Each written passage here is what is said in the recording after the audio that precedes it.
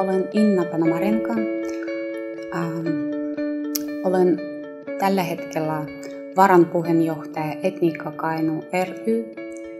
Etniikka Kainuu ry, se on maahanmuuttajien yhdistys ja yhdistys toimii vapaaehtoispohjalta.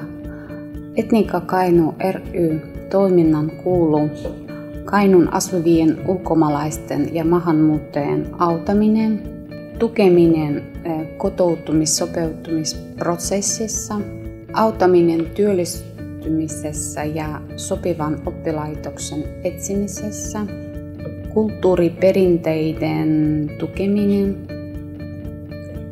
monikulttuurinen tapahtumien ja vapaa-ajan vieton järjestäminen. Etniikan Kainuu toiminnan lisäksi kuuluu maahanmuuttajan ja paikallisväestön välisten suhteiden luominen ja kehittäminen.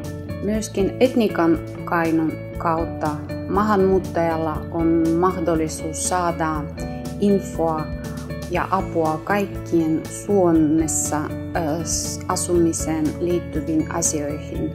Etniikka Kainuu tekee tiivistästi yhteistyö erilaisten toimijoiden kanssa, esimerkiksi TE-toimiston, oppilaitoksen ja muiden toimijoiden kanssa.